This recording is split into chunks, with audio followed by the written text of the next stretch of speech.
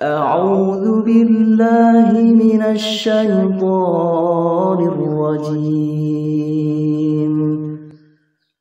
بسم الله الرحمن الرحيم Assalamualaikum warahmatullahi wabarakatuh. A'udzu billahi minasy syaithanir rajim. Bismillahirrahmanirrahim. Alhamdulillahi rabbil alamin. Wa bihi nasta'inu ala umurid dunya waddin.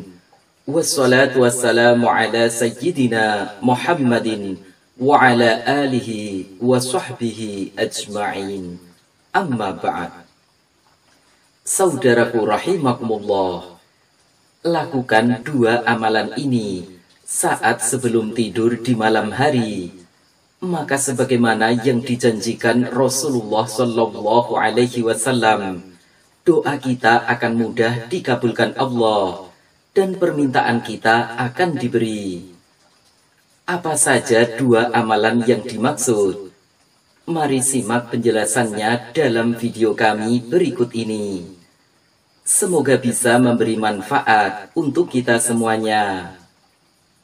Amin ya rabbal alamin. Meski sudah dianjurkan dan Allah bahkan menjamin akan mengabulkan, ada di antara kita yang mungkin merasa doanya belum dikabulkan. Nah, lalu bagaimana caranya agar doa yang kita panjatkan segera mendapatkan jawaban dari Allah? Salah satu caranya adalah dengan memanjatkan doa dan hajat permintaan kita di waktu malam yang mustajab. Disebutkan dalam banyak keterangan hadis bahwa waktu malam adalah waktu yang istimewa dan mustajab untuk berdoa.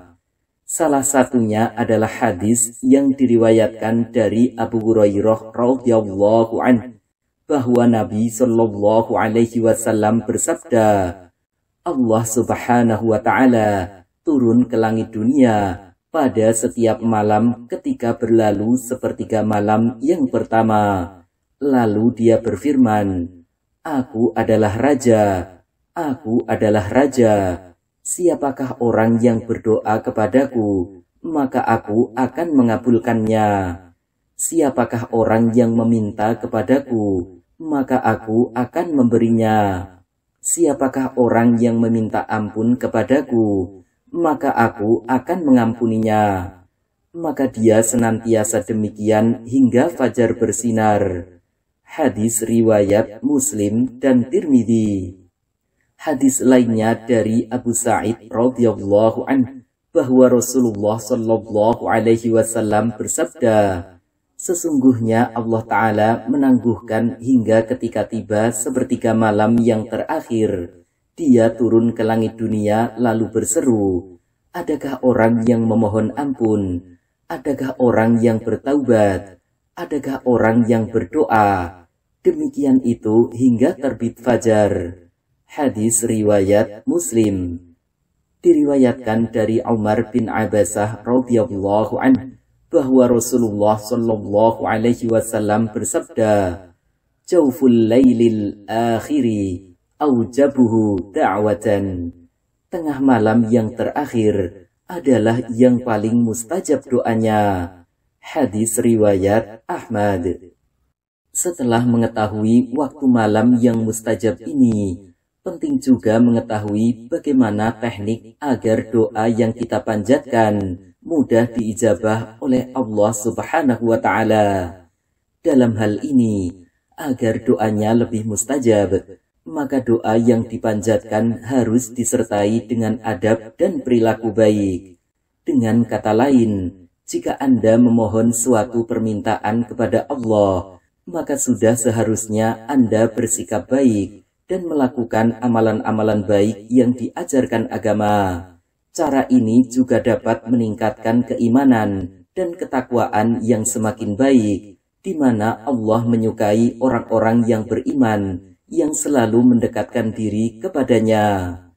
Ada dua amalan atau perilaku baik, seperti yang diajarkan Nabi Shallallahu Alaihi Wasallam, yang mana apabila kita mengamalkan dua amalan ini, maka doa kita dijanjikan akan mudah diijabah oleh Allah. Dua amalan ini seperti yang disebutkan dalam keterangan hadis sahih yang diriwayatkan dari sahabat Mu'adz bin Jabal radhiyallahu anhu, bahwa Nabi Shallallahu alaihi wasallam bersabda, "Ma min muslimin yabitu ala dzikrin tahiran fayata'arra minal laili fayas'alullaha khairan minad dunya wal akhirah illa a'tahu iyyah." Tidaklah seorang muslim bermalam dalam keadaan berzikir kepada Allah dan dalam keadaan suci, lalu ia bangun di suatu malam dan berdoa meminta kebaikan dunia dan akhirat kepada Allah, kecuali Allah akan mengabulkan permintaannya. Hadis riwayat Abu Dawud, Nasai, Ahmad, dan Ibnu Majah. Menurut keterangan hadis ini, barang siapa yang ketika tidur di malam hari melakukan dua amalan, yakni yang pertama ia tidur dalam keadaan berwudu dan suci dari hadas besar, dan yang kedua ia senantiasa berzikir kepada Allah di saat sebelum tidurnya hingga ia tertidur, maka ia dijanjikan berhak mendapatkan ijabah setiap doa permintaannya saat terbangunnya dari tidur di malam hari. Jadi intinya, berwudu dan berzikir sebelum tidur akan menjadi penyebab utama dikabulkannya doa. Wudu di sini menjadi syarat utama, sebagaimana At-Tibi menjelaskan, dan disyaratkan suci dalam bermalamnya itu, karena tidur dalam keadaan suci akan menjadikan ruhnya naik dan sujud di bawah arsy. Al-Munawi dalam Faidul Qadir menjelaskan, disyaratkan tidurnya itu dalam keadaan suci, karena tidur yang demikian menjadikan naiknya ruh dan sujudnya ruh di bawah arsy yang menjadi sumbernya pemberian. Maka barang siapa yang tidur dalam keadaan hadas atau najis, ia tidak akan sampai ke tempat limpahan pemberian dan nikmat. Abdul Muhsin Al-Aubad dalam Syarah Sunan Abu Dawud menjelaskan, artinya ia mengingat Allah Azza wa Jalla ketika tidur dan ketika menginap, dan ia orang yang suci. Cara mengamalkan: hilangkan najis dan berwudulah yang sempurna sebelum berbaring di tempat tidur. Al-Munawi dalam Faidul Qadir menjelaskan, suci dari dua hadas dan najis dengan suci yang sempurna, meski dengan tayamum dengan syaratnya tayamum. Kemudian saat berbaring di tempat tidur, bacalah doa tidur dan atau zikir sebelum tidur, seperti yang diajarkan sunnah Nabi Shallallahu Alaihi Wasallam. Bacalah pula zikir-zikir mutlak semampu kita, bisa dengan bacaan Al-Quran, tasbih, tahmid, takbir, tahlil, istighfar, sholawat Nabi, atau yang lainnya. Bacalah zikir-zikir ini hingga tanpa sadar kita telah terlelap tidur. Mala Ali Al-Qori dalam Mirqatul Mafatih menjelaskan, artinya dari zikir-zikir ketika tidur atau mutlaknya zikir. Al-Munawi dalam Faidul Qadir menjelaskan, seperti bacaan Al-Quran, takbir, tasbih, tahlil, dan tahmid. Kemudian saat bangun tidur nanti, awali dengan membaca doa bangun tidur, lalu berdoalah dan mintalah apa yang menjadi hajat permintaan kita. Insya Allah doa dan permintaan kita dikabulkan Allah.